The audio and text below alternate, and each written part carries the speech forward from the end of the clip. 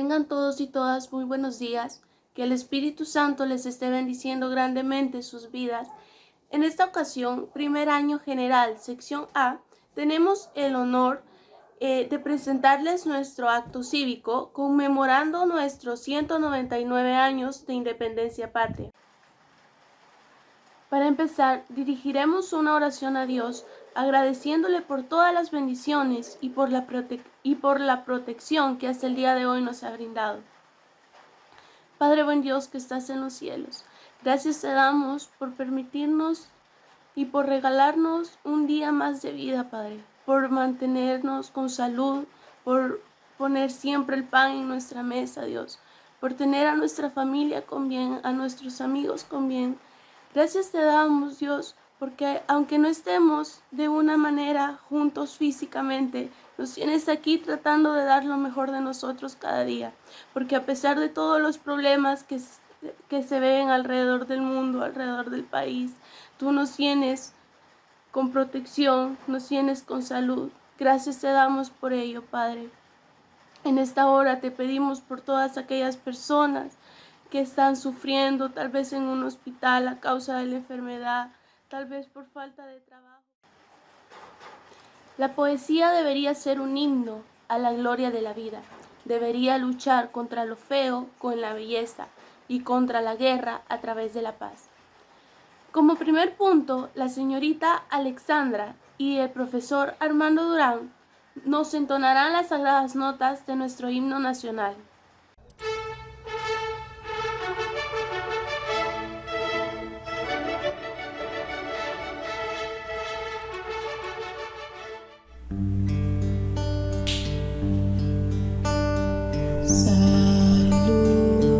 Saludemos la patria orgullosos de hijos suyos, podernos llamar y juremos la vida animosos sin descanso a su vez consagrar.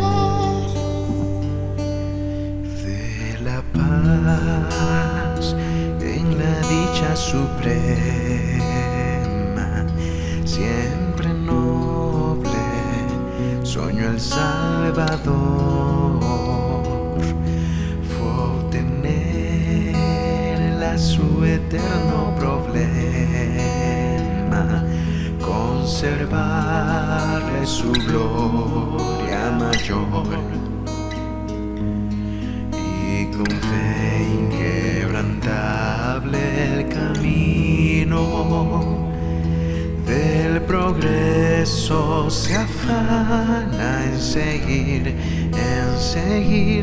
por llegar a su grandioso destino, conquistarse un feliz porvenir. Protege una férrea barrera contra el choque de ruin deslealtad. Desde el día en que su alta bandera con su sangre escribió libertad, escribió libertad, escribió libertad. Saludemos la patria orgullosos de hijos suyos, podernos llamar y juremos la vida animosos sin descanso a su vez consagrar.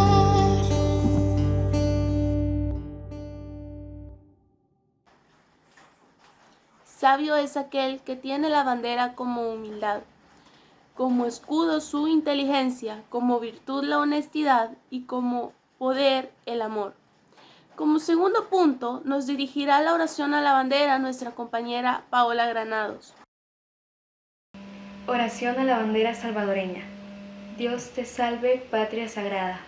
En tu seno hemos nacido y amado. Eres el aire que respiramos, la tierra que nos sustenta, la familia que amamos, la libertad que nos defiende, la religión que nos consuela. Tú tienes nuestros hogares queridos, fértiles campiñas, ríos majestuosos, soberbios volcanes, apacibles lagos, cielos de púrpura y de oro. En tus campos ondulan doradas espigas, en tus talleres vibran los motores, chisporrotean los yunques, surgen las bellezas del arte. Patria, en tu lengua armoniosa pedimos a la providencia que te ampare, que abra nuestra alma al resplandor del cielo. Graba en ella dulce afecto al maestro y a la escuela, y nos infunda tu santo amor. Patria, tu historia, blasón de héroes y mártires, reseñas virtudes y anhelos. Tú reverencias el acta que consagró la soberanía nacional y marca la senda florida en que la justicia y la libertad nos lleven hacia Dios. Bandera de la patria, símbolo sagrado de Salvador. Te saludan reverentes las nuevas generaciones. Para ti, el sol vivificante de nuestras glorias, los himnos del patriotismo, los laureles de los héroes. Para ti, el respeto de los pueblos y la corona de amor que hoy ceñimos a tus inmortales sienes. Formemos una patria a toda costa y todo lo demás será tolerable. A continuación, como tercer punto, tenemos las palabras alusivas con nuestro profesor Armando Durán. Buen día. Hoy hablaremos de una palabra muy difícil, la palabra independencia. Difícil de pronunciar, es muy larga, pero sobre todo, difícil de entender. La independencia no se puede ver ni tocar. La independencia se vive, se siente y se disfruta. Es también muy difícil de lograr, no se obtiene de la noche a la mañana, no se obtiene por arte de magia y no viene nadie tampoco a decirte eres independiente. La independencia es un largo camino lleno de triunfos, lleno de aprendizajes y también lleno de fracasos. Sin embargo, independencia se debe vivir y se debe vivir con las ganas de ser independientes. Dios bendiga a El Salvador. Toda historia no es una cosa más que una infinita catástrofe de la cual intentamos salir lo mejor posible. Como cuarto punto, nuestros compañeros Xavier Martínez, Jocelyn López y Walter Martínez nos hablarán un poco sobre lo que es la guerra civil en El Salvador. Buenas tardes, el día de hoy vamos a hablar sobre lo que es el conflicto armado. La guerra de El Salvador durante la década de 1980 no fue declarada formalmente por ninguna de las partes, como suele pasar entre los enfrentamientos de países. Fue un conflicto civil que aumentó de intensidad progresivamente, pasando de enfrentamientos pequeños y aislados a grandes operaciones militares que afectaron la vida de decenas de miles de habitantes de todo el país. Además, diversas agrupaciones y personalidades del país intentaron detener la violencia y buscaron negociar el final del conflicto. Una de esas figuras fue el arzobispo de San Salvador, Óscar Arnulfo Romero, quien llamaba a la conciliación a través de sus homilías dominicales transmitidas por radio a todo el país. Monseñor Romero había mantenido relaciones difíciles con el gobierno del general Romero a causa del asesinato de varios sacerdotes y la violación de los derechos humanos. Apoyó el golpe del 15 de octubre de 1979 como una oportunidad para retomar el camino del diálogo. Sin embargo, sus homilías se tornaron cada vez más críticas del gobierno, de la Junta y de los cuerpos de seguridad, a quienes acusó de diversas matanzas y persecuciones de civiles indefensos. En su última homilía, hizo un llamado al ejército para que en el nombre de Dios cesaran la represión contra el pueblo. Al día siguiente, el 24 de marzo de 1980, el arzobispo fue asesinado mientras oficiaba misa en la capilla del Hospital de la Divina Providencia. Sus funerales fueron en la Catedral de San Salvador, terminando en medio del estallido de bombas y balazos, y debido al pánico murieron atropelladas decenas de personas. Las escenas de ese trágico día fueron transmitidas por la televisión al mundo entero, evidenciando que había sido silenciada una de las últimas voces que llamaba al diálogo y a la conciliación. De ese año habían muerto 487 personas en actos de violencia política, mientras que en junio fueron más de 1000 personas. La actividad de los sindicatos aumentó. Hubo huelgas en empresas privadas y públicas, incluyendo la Comisión Ejecutiva Hidroeléctrica del Río Lempa, CEL, Para fines del 1980, el conflicto salvadoreño fue adquiriendo una importancia continental y mundial.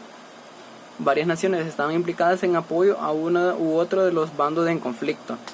Destacaba en primer lugar su poderío y presencia, Estados Unidos, que consideraba a Centroamérica como una zona de confrontación con la antigua Unión Soviética, en el contexto de la Guerra Fría, quienes buscaban expandir el comunismo internacional. La administración del presidente Jimmy Carter, consciente de los problemas que había ocasionado a Estados Unidos la revolución sandinista en Nicaragua, decidió que no pasaría algo igual en El Salvador. A mediados de 1980, la administración de Jimmy Carter había aprobado una partida de casi $6 millones en ayuda militar para El Salvador, mientras se insistía por otro lado en la necesidad de respetar los derechos de la población.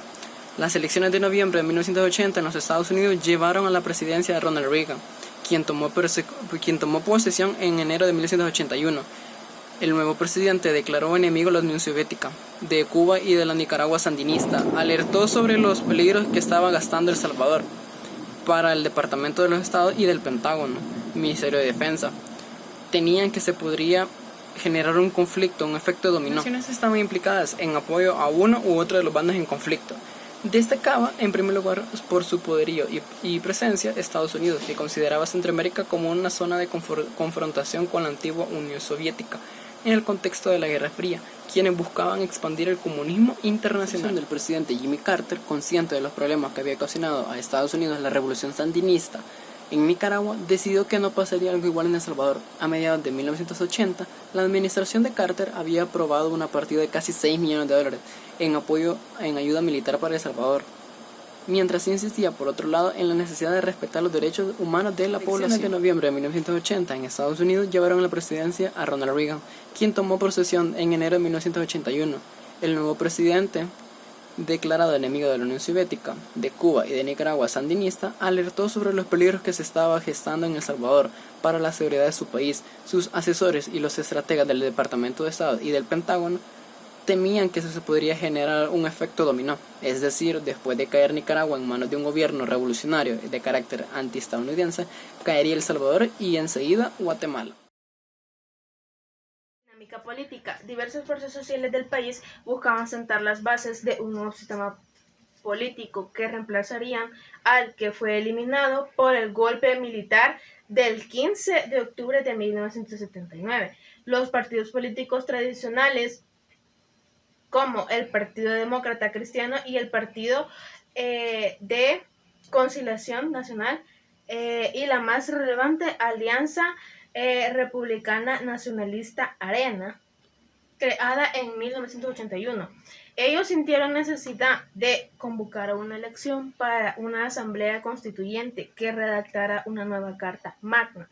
Bueno, el gobierno de Estados Unidos siempre encontró resistencia importante dentro del Congreso de ese país al otorgamiento de la ayuda militar a El Salvador. Esto también se interesó en las elecciones de las cuales surgiría un gobierno dotado de mayor representatividad y legitimidad. Quiere decir que la ayuda militar y económica que otorgaba Estados Unidos no solamente serviría para derrotar a la izquierda, sino que también serviría para constituir y promover la democracia. En el marco de la profundización del conflicto armado durante la primer lustre de los 80, se inició un proceso de establecimiento de factores a un proceso de democratización. Tal proceso constituye unas dimensiones de enfrentamiento político y ideológico. Las elecciones de 1984 fueron de gran importancia para el país, puesto que se enfrentaron a dos principales fuerzas políticas de sus respectivos candidatos. El dirigente histórico del PDC, el ingeniero José Napoleón Duarte, y el líder de Arena. En este caso, como ninguno de los dos candidatos obtuvieron la mayoría en la primera vuelta de votaciones, pero se tuvo que realizar una segunda vuelta y el que ganó fue el ingeniero Duarte, con un 53.6% de los votos válidos. El nuevo presidente convocó una reunión con la que se dirigiría con el FMLN y la FDR en La Palma, con el propósito de el fin de los conflictos. Pero por otro lado, la izquierda demandaba la creación de un gobierno nuevo con amplia participación de todas las fuerzas políticas del país.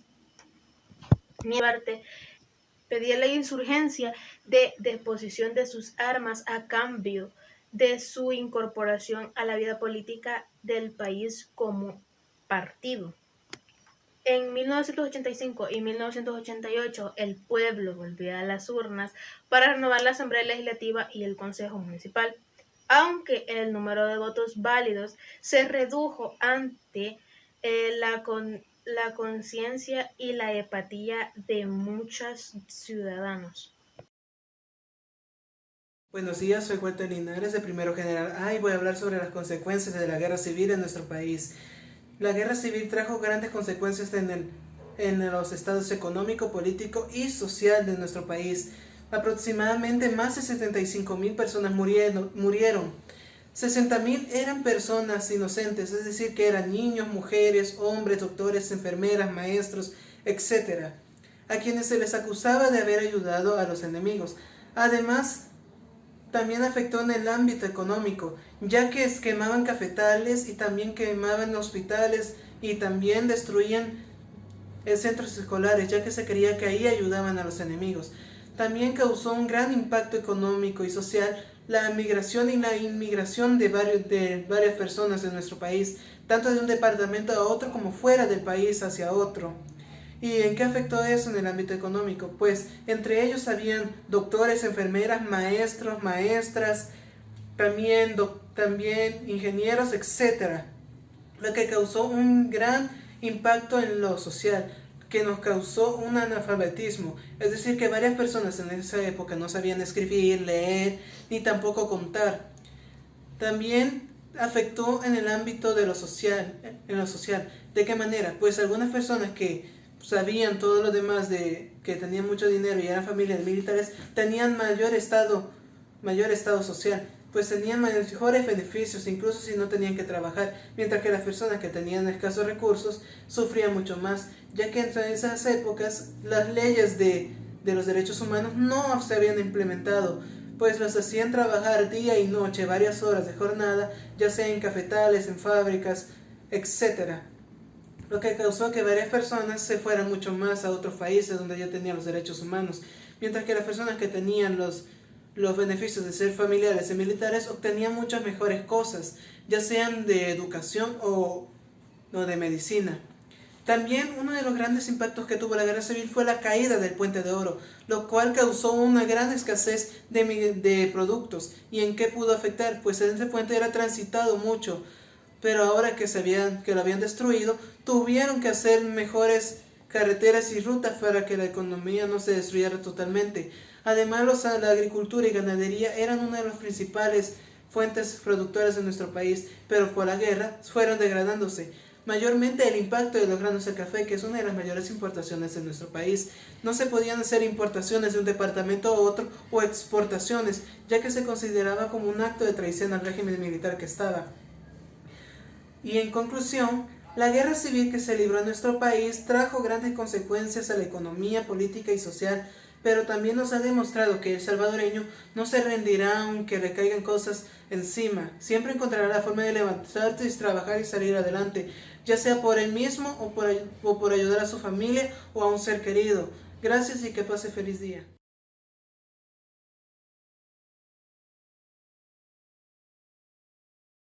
La solidaridad es una condición de una persona que complementa a un individuo o a una persona, ya que esta es muy importante para mejorar la vida social de las personas.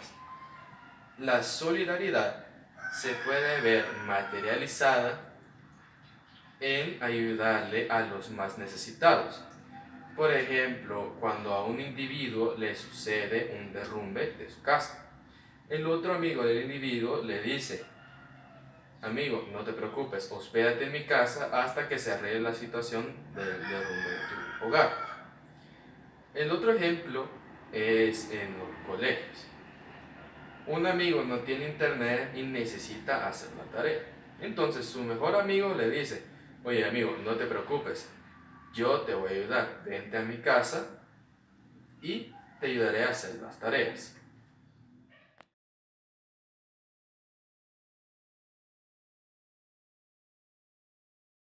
El poema titulado Tierra que me viste nacer.